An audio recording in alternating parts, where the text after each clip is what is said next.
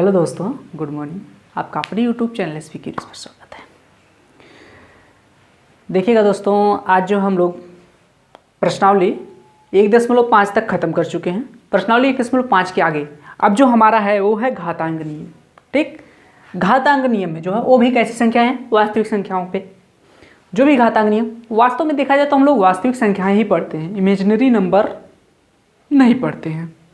बस imaginary number के बारे में थोड़ा बहुत जानकारी रखते हैं, जो कि भी आपको इंटर में जाके मिलेगा। ठीक, तो हम देखेंगे घातांक नियम। एक चीज़ आप लोग ध्यान रखिएगा, अगर जो बच्चे यहाँ पर लापरवाही करेंगे, घातांक नियम नहीं सीखेंगे, तो यकीन मानिएगा इस हमारी बात को गांठ बांध के रख लीजिएगा, उनको मैथ में हमेशा समस्या आएगी।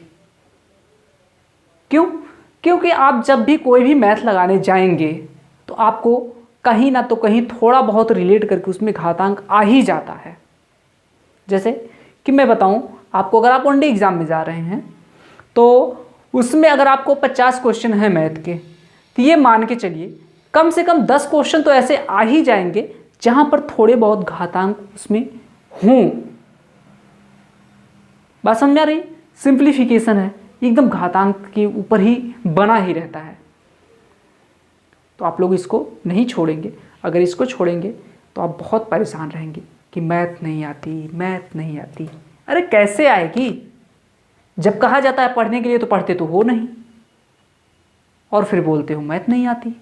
बाबू पढ़ लो, समय है अभी। चलो देखो, घातांक नियम फर्स्ट हम लोग देखेंगे। यहाँ पर जैसे कि बुकों में लिखा गया है कि ए एक वास्तविक संख्या है, यम एन धन पूर्णांक हैं, ऐसे वैसे वगैरह वगैरह बहुत सारी चीज़ें लिखी गई हैं। तो आप लोगों को मैं बहुत सिंपली तरीके से बताना चाहूँगा, आप लोग बस वैसे याद कर रहिएगा कि हाँ इसको इस तरह से लिखा जाएगा। मैं जिसको बताऊँगा किस तरह से लिखना उसको उसी तरह से लिख लीजिए। क्यों? क्योंकि जो आपको बुक में लिखा गया ना कि यम एन धन पूर्णांक है, वो ऋण भी हो सकता है, कोई दिक्कत नहीं है। अभी आप क्लास 9th में हो, ये बुक राइटर जो है ये समझा कि हाँ बच्चों को भी बहुत ज़्यादा बताने से समझ में नहीं आएगा, ऐसा कुछ सोच के वैसा कर दिया। लेकिन मुझे नहीं लगता कि आप लोगों को नहीं आएगा, आ जाएगा, मैं पूरा बताऊंगा। देखिएगा, जैसे आपका पहला घातांक नियम है कि ये यहाँ पर कोई एक वास्तविक संख्या है। अगर ए की पावर यम है, ए की घात क्या है? यम है, और यहाँ पर गुणे के रूप में है, और यहाँ पर भी ए है, ए भी ए है, ए भी ए है, दोनों सेम संख्या है। और लेकिन इसकी पावर जो है, इसकी घात जो है यन है। तो इसको हम और किस रूप में लिख सकते हैं? इसको हम और किस रूप में लिख सकते हैं? तो इसे हम लिख सकते हैं ए की पावर m प्लस यन के रूप में। बात क्लियर हुई? यही आपका घातांक नियम फर्स्ट है। जैसे मैं कहूं कि अगर 4 की पावर 2 गुणे 4 की पावर 3, इसको और आप क्या लिख सकते हैं? आप करेंगे 4 की पावर 2 प्लस 3, आपका बराबर हो जाएगा 4 की पावर 5। अब आप 4 की पावर 5 निकाल लेंगे, आपका आंसर आ जाएगा। तो इस तरह से ही आपका आंसर इसी रूप में देगा। क्यों? क्योंकि 4 की पावर 5 निकालना थोड़ा कठिन हो जाता है। ठीक, अगर जैसे कि घात मैंने तो 5 ही किया, और भी बड़ा कर सकता है, तो उतना लंबा तो आप फिर संख्या में उसको गुणा कर करके निकाल नहीं पाएंगे। 4 की पावर 5 का मतलब क्या है कि 4 का गुणा जो है 5 बार किया गया है, 4 गुणे 4 गुणे 4। इसको अब आप आंसर निकाल दीजिए। यही तो होता है 4 की पावर 5 का मतलब। अब देखिएगा, जैसे कि बुक में दिया है कि यम और यन एक धन पूर्णांक है। मैंने क्यों कहा? क्यों जो बुक में दिया है यम एक धन और यम और यन एक धन पूर्णांक है, लेकिन ये ऋण पूर्णांक भी हो सकता है। ऐसा कैसे हो सकता है? ध्यान दीजिएगा यहाँ पर। अगर यही जो लिखा गया है, अगर मैं लिखता यहाँ पर 4 की पावर 2 गुणे 4 की पावर -3, तो यहाँ पर क्या दिक्कत थी? कोई दिक्कत है? हमने यहाँ पर क्या किया था? जोड़ा था। यहाँ पर भी जोड़ दीजिए, 4 की पावर 2 प्लस और ये माइनस में है 3 ना, तो इसको माइनस में लिख लीजिए। अब देखेंगे हम, ये प्लस माइनस है तो माइनस हो जाएगा ना, तो यहाँ से अगर आप देखेंगे ये +2 में है और ये -3 में हो जाएगा, तो घट के क्या हो जाएगा -1। 4 की पावर क्या हो गया -1 हो गया ना ऋण में। बात क्लियर हुई? मतलब कि ये जो है यम और यन, धन और ऋण दोनों पूर्णांक हो सकते हैं। बात क्लियर हुई? आपको याद क्या रखना है? मेनली आपको याद रखना है बस इतना कि अगर इस रूप में है तो आप इसको इस रूप में लिख सकते हैं। यहाँ तक कोई किसी को दिक्कत? हमने ये थोड़े बहुत एग्जाम्पल भी दे के बता दिए आप लोगों को कि कैसे क्या होगा। अभी सारे जब हम घातांक नियम आपको बता देंगे, उसके बाद आपके बुक में जितने भी एग्जाम्पल दिए हैं सारे एग्जाम्पल करवाएंगे, उसके बाद प्रश्नावली करवाएंगे। कोई प्रॉब्लम नहीं होनी चाहिए। तो चलिए देखते हैं आगे इसके घातांक नियम 2। घातांक नियम जो 2 है ना, वो आपका वो भी कुछ इसी तरह से है, उसको भी आपको याद रखना होगा। देखेंगे घातांक नंबर जो 2 दिया है, घातांक नियम जो 2 है आपका, उसमें क्या है? उसमें भी एक आपको देगा कि a वास्तविक संख्या है और a की पावर यम है।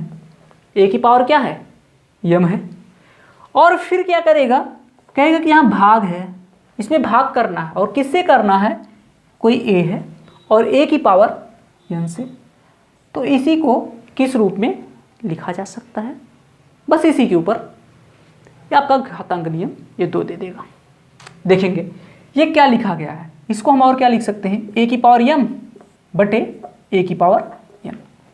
कोई दिक्कत? देखेंगे यहाँ पर होता क्या है कि अगर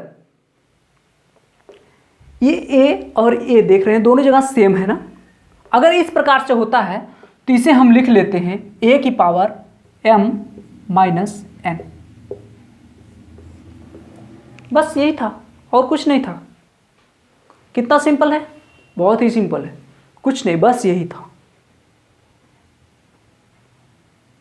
सिर्फ ये याद रखिए आप लोग ये याद ही मत रखिए बिन कि यम यन धन पूर्णांक है ऋण पूर्णांक, कुछ मत याद रखिए, बस सिंपली ये याद रखिए।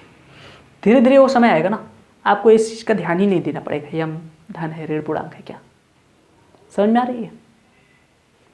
चलिए देखेंगे नियम नंबर 2 में ही आपको ये भी कह रहा है कि अगर जैसे यही a की पावर यम है भागे a की पावर n है, यहाँ पर दे रखा था कि आपका यम बड़ा होगा यन से, तब ये रहेगा।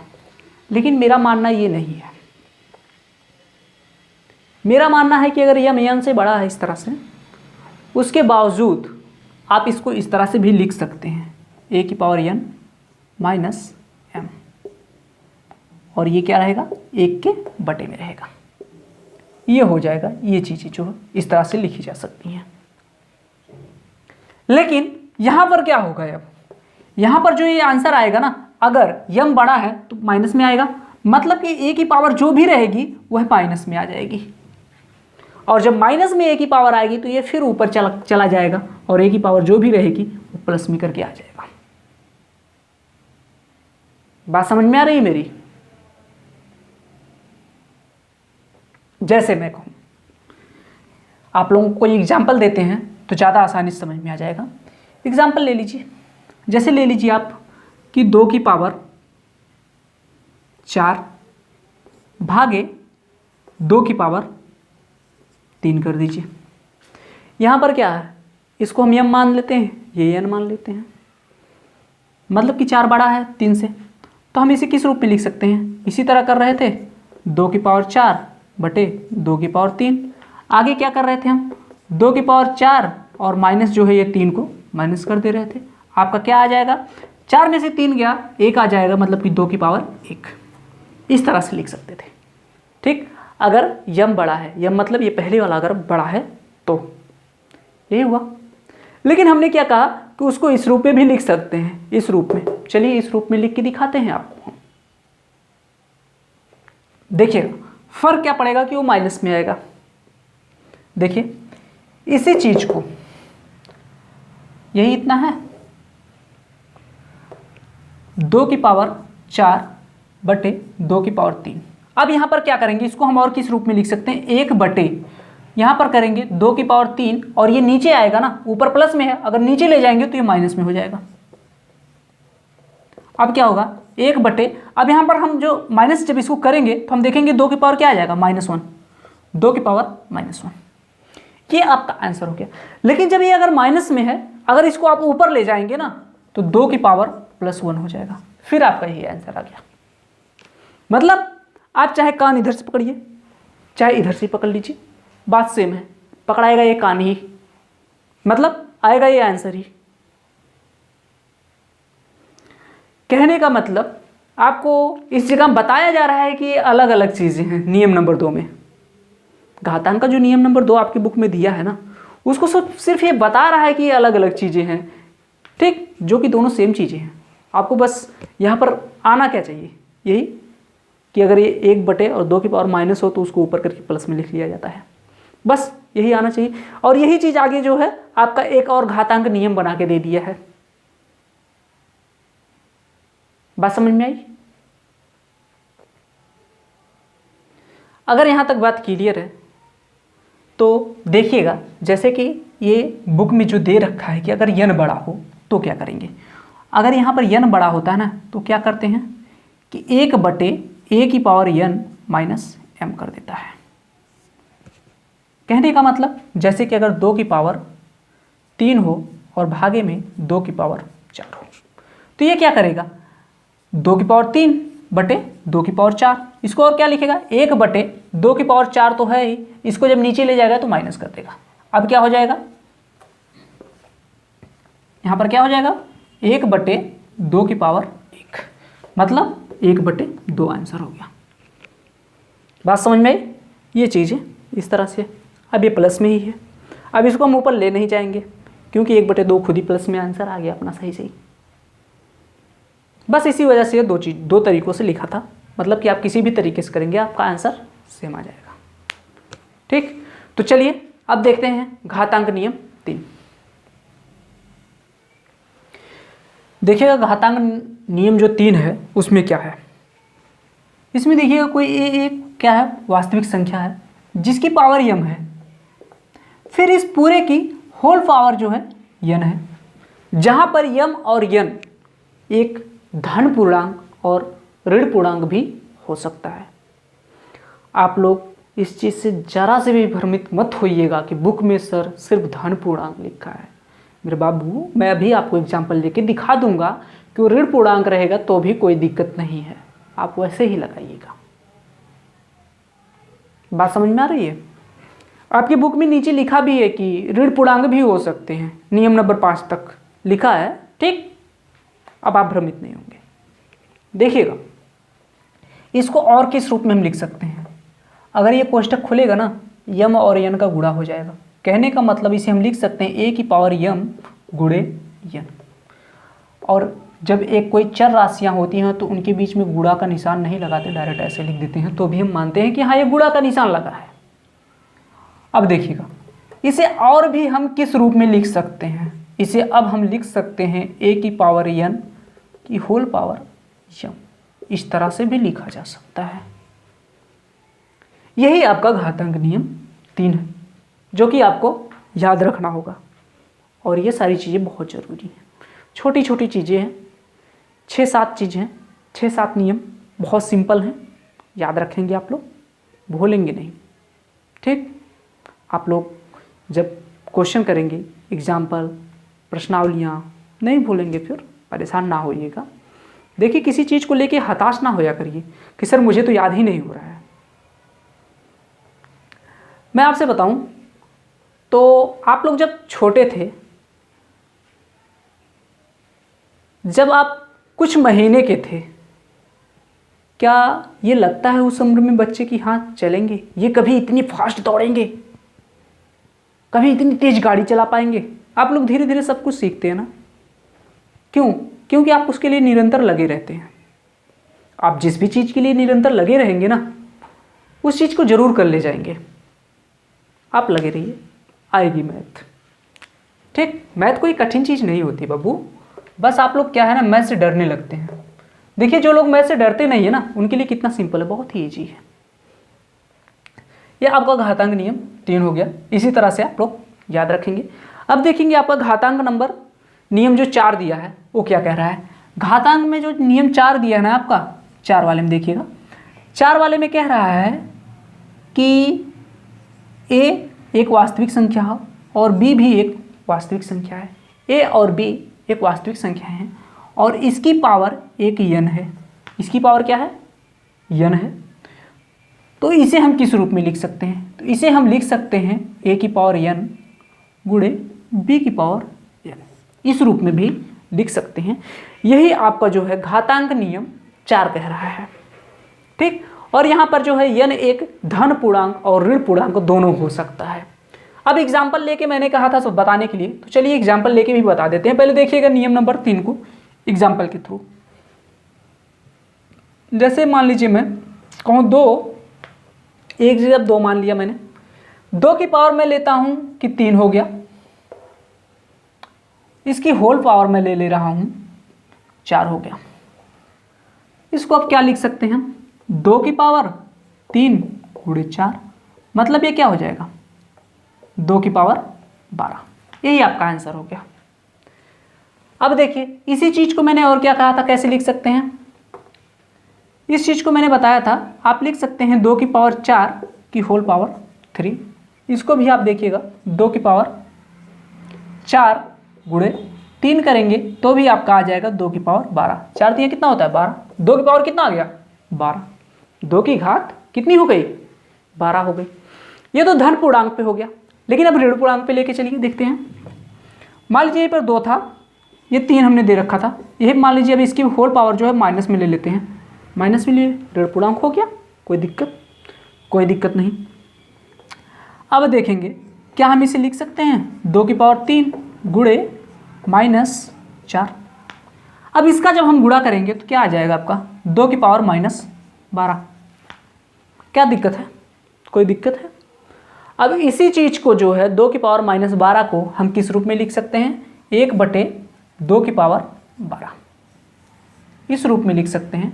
आगे चल के इसी को एक और भी घातांक नियम के रूप में बता दिया गया है कि ये भी एक घातांक नियम है। ठीक, घातांक नियम 6 या 7 में आपको बताया गया है। ठीक, 7 में बताया गया है ये चीज़। तो यहाँ से प्रूफ हो गया कि हाँ ये ऋण पूर्णांक भी हो सकता है, जरूरी नहीं कि धन पूर्णांक ही हो। अगर मान लीजिए यहीं पर इसको भी मैं ऋण ले लिया होता तब तो फिर माइनस माइनस का गुणा प्लस ही हो गया होता, फिर कोई दिक्कत ही नहीं होती। 2 की पावर 12 फिर से आ गया। चलिए इसको देखते हैं, इसको प्रूफ करते हैं। क्या ये सही है, ये जो नियम बना है क्या ये सही है। मान लीजिए हम 2 ए और बी की जगह पे, ए की जगह पे 2 रख लेते हैं और बी की जगह क्या रख लेते हैं 3 रख लेते हैं, और यन की जगह पे हम कोई छोटी संख्या ही लेते हैं जिससे कि ज़्यादा दिक्कत ना हो, यन ही ले लेते हैं, यन की जगह पे 2 ही ले लेते हैं। देखिए अब 2 3 कितना होता है हमारा 6 होता है, और 6 की पावर 2 बराबर कितना होता है 36 होता है। 36 आया इस तरह से जैसे कि आप करना जानते हैं, लेकिन इसी चीज़ को इस तरह से लिख के करिए, देखिए क्या फिर भी 36 आता है। ए की पावर क्या करेंगे आप यन कर देंगे, मतलब कि 2 की पावर 2 इस रूप में लिख रहे हैं जब, और गुणे 3 की पावर भी 2 कर दिए। अब 2 की पावर 2 मतलब 4 और 3 की पावर 2 मतलब 9, और 9 चौको कितना होता है 36 होता है। यही आया ना, मतलब कि आपका ये जो घातांक नियम 4 दिया है ये बिल्कुल सही है। कोई परेशानी, कोई दिक्कत किसी को यहाँ तक नहीं होनी चाहिए, इसलिए आप लोग करेंगे यहाँ तक। ठीक, देखिएगा बहुत सारे बच्चे हैं कि सपने तो बड़े देखते हैं लेकिन मेहनत नहीं करना चाहते। ठीक, अगर आप सपने बड़े देख रहे हैं तो मेहनत भी ज़्यादा करिए ना, ऐसे थोड़ी नहीं होता है। समझ में आ रही है मेरी बात। तो चलिए घातांक नियम 5 देखते हैं। घातांक नियम 5, चलिए देखिएगा घातांक नंबर 5 देखेंगे। आपका घातांक नियम जो 5 कह रहा है उसमें क्या है। घातांक नियम 5 में कह रहा है कि आपका a और b कोई वास्तविक संख्या है, इसकी होल पावर क्या है n है, तो इसे हम किस रूप में लिख सकते हैं? देखेंगे, इसे हम लिख सकते हैं a की पावर n बटे b की पावर n। इस रूप में लिखा जा सकता है जहां पर b बराबर 0 नहीं हो सकता, मतलब एक वास्तविक संख्या और b बराबर क्या 0 नहीं लिया जा सकता। 0 भी एक वास्तविक संख्या है, ठीक, लेकिन b बराबर यहाँ पर लिख दिया गया है साफ तौर से। इस वाले नियम में b बराबर 0 मत लीजिएगा, ठीक ना। चलिए देखिएगा अब इसको हम लोग प्रूव करते हैं क्या ये नियम सही है। चलिए मान लेते हैं कि a बराबर हम 4 मान लेते हैं और b बराबर क्या 2 मान लेते हैं और इसकी पावर ले लेते हैं हम 3। कोई दिक्कत यहाँ तक? अब देखेंगे अगर हम आपकी तरह देखें इसको काटा जाए तो कितना आ जाएगा, 2 बार जाएगा। 2 की पावर 3 बराबर कितना होता है 8। कोई दिक्कत? आंसर 8 है। इस तरह से करके चेक करिए। यहाँ पर क्या 4 लिए थे हम और 4 की पावर जो है इस रूप में जब लिखेंगे तो 4 की पावर 3 हो जाएगा और b की जब क्या था 2 और 2 की पावर n की जब 3 लिए हैं तो 3 हो जाएगा। ऊपर 4 की पावर अगर 3 करेंगे तो आप कितना हो जाएगा 64 हो जाएगा और 2 की पावर 3 करेंगे तो आपका कितना हो जाएगा 8। अब 8 से भाग देंगे तो आपका कितना प्राप्त हो जाएगा 8। मतलब कि आंसर सही है, मतलब कि ये नियम जो है आपका नियम नंबर 5 सही है। आप लोग इसको याद रखिएगा, फिर सही है तो क्यों याद ही तो रखेंगे, 1 2 बार 3 बार प्रैक्टिस करेंगे खुद पे खुद याद हो जाएगा। मैथ में होता क्या ना कि जो बच्चे अगर फार्मूले को लिख लिख के रटना शुरू करते हैं तो उनको जल्दी नहीं याद होता, बल्कि वो क्वेश्चन जब लगाते हैं तो उस क्वेश्चन के दौरान उसमें कौन सा फार्मूला यूज हो रहा है उस फार्मूले को उस टाइम लिखें। क्वेश्चन लगाएं फार्मूला लिखें, क्वेश्चन लगाएं फार्मूला लिखें, फार्मूला लगाएं लिखें, क्वेश्चन लगाएं। ऐसे जब करते रहते हैं ना तो उनके लिए याद करना आसान हो जाता है और तुरंत क्वेश्चन देखने के बाद दिमाग में ये भी हिट करने लगता है, हाँ इस तरह ये वाला फार्मूला लगना चाहिए। और जो लोग अलग से फार्मूला रखते हैं फिर क्वेश्चन लगाते टाइम उस फार्मूला याद करते हैं, अच्छा ये वाला है, अरे नहीं नहीं नहीं ये वाला नहीं ये वाला है। बहुत प्रॉब्लम होती है, ऐसे नहीं करना, ठीक। चलिए घातांक नियम आप लोग 5 देख लिए हैं। आपका जो घातांक नियम 6 है ना, जो घातांक नियम 6 है उसमें है ये बहुत ही इंपॉर्टेंट है। क्यों? क्योंकि बच्चे यहाँ पर बहुत ही कंफ्यूज हैं कि कैसे आखिर ये कैसे होता है। देखिएगा ये गणितज्ञों ने सिद्ध किया है कि एक कोई वास्तविक संख्या अगर इसकी पावर 0 हो ना तो इसका मान क्या होता है 1 होता है, इसका मान क्या हो जाता है 1। और ये आप लोग बस ऐसे ही याद रख लीजिएगा। बात समझ में आ रही है? आप लोग सिर्फ इसको ऐसे याद रख लीजिएगा, इसमें ज़्यादा सवाल जवाब अभी मत करिएगा क्योंकि ये अभी बहुत बड़ी चीज़ें हैं। अगर आपको इस पे सवाल जवाब करना होगा तो आप लोग अभी इंटर पास करिए, इंटर के बाद मैथ से बीएससी करिए, बीएससी एमएससी, उसमें जाके आप रिसर्चर बनिए, फिर ये सारी चीज़ें मिलेंगी आपको, फिर वहाँ पर रिसर्च करिएगा कि हाँ क्या चीज़ें हैं। अभी आप लोग ऐसे याद रखिए कि घातांक नियम 6 में जो है a की पावर 0 होने पे 1 होता है। कहने का मतलब कोई भी संख्या हो, जैसे कि आपकी संख्या कोई ले लीजिए कि 94 है, 94 की पावर 0 मतलब 1। मान लीजिए कोई संख्या आपकी 4 है, 4 की पावर 0 मतलब 1। ठीक, बस यही चीज़ें है, याद रहेंगी, याद होनी चाहिए। देखिए घातांक नियम जो आपका 7 है ना, घातांक नियम 7, घातांक नियम 7 में क्या कह रहा है कि कोई a है और a की पावर n है। a एक कोई वास्तविक संख्या है, n यहाँ पर एक धन पूर्णांक हो सकता है या फिर ऋण पूर्णांक भी हो सकता है। तो इसको हम किस रूप में लिख सकते हैं? इसे हम लिख सकते हैं a की पावर -n। a की पावर n बराबर 1/a की पावर -n। ये इस रूप में लिखा जा सकता है, या फिर यही चीज ये ऋण पूर्णांक के रूप में अगर n हो तो भी इसे हम कैसे रूप में लिख सकते हैं? a की पावर, अगर यहाँ पर माइनस में है तो नीचे आके क्या हो जाएगा?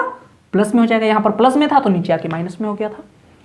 ये चीज़ें हम पहले भी बताए, अभी आप लोगों को जब घातांक नियम बता रहे थे 2, उसमें भी बताए थे ये सारी चीज़ें, जो कि मैंने आपको बताया था कि अभी एक घातांक नियम एक आगे करके जोड़ के बता देगा कि एक घातांक एक नियम है। ठीक, अगर यहीं पर आपको दे रखा है कि a की पावर n, तो इसे इस तरह से भी लिख सकते हैं a की पावर माइनस n। यहाँ पर नीचे में a की पावर प्लस में n था, तो ये बराबर में a की पावर माइनस n में लिख सकते हैं। या फिर इसी चीज़ को आप अगर a की पावर माइनस n करके दिया है, तो आप यहाँ पर माइनस में दिया ना, तो बराबर करके ऊपर ले जाइए और इसको प्लस में कर दीजिए। यही आपका घातांक नियम 7 है। बात समझ में आ रही है मेरी? इसको भी आप लोग ऐसे याद कर लीजिएगा। देखिए, सब मिला जुला के आपको सिर्फ 7 यही याद करते हैं, कुछ इसमें कठिन नहीं है, सिंपल याद होंगे आपको। अभी हम कल एग्जाम्पल जब करवाएंगे आपको सारे के सारे क्वेश्चन, सारे के सारे नियम जो है धीरे धीरे याद हो जाएंगे। परेशान बिल्कुल होने की ज़रूरत नहीं है। आज हम लोग यहीं पर रोकते हैं, कल एग्जाम्पल करवाएंगे। जय हिंद।